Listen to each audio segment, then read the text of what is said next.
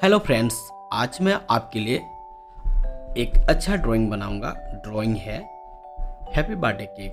तो फ्रेंड्स, आइए हम आपको कैसे स्टेप बाय स्टेप सिखाते हैं।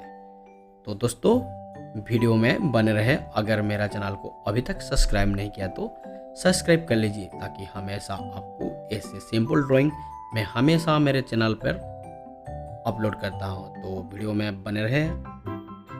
तो दोस्तों, आपको ड्राइंग सीखना है तो ऐसे सिंपल ड्राइंग मैं हमेशा आपके लिए बनाऊंगा।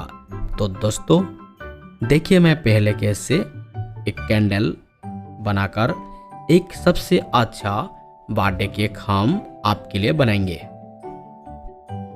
तो प्यारे दोस्तों, ड्राइंग को देखिए हम कैसे बनाते हैं बर्थडे केक, और सीखने के लिए हमेशा घर में कोशिश कीजिए। तो प्यारे दोस्तों, मैं आपको एक बात कहना चाहता हूँ। आपको किस तरह का ड्राइंग सीखना है तो मेरे चैनल पर जाइए और कमेंट कीजिए। तो इस कमेंट को मैं देखकर आपको आपका जो भी मनपसंद का ड्राइंग हम बना सकते हैं। तो वीडियो में ज़रूर रहिए। ये वीडियो आपके लिए बहुत महत्वपूर्ण है। कैसे सिंपल से हम एक बर्थडे केक आपको बनाकर दिखा रहा हूँ।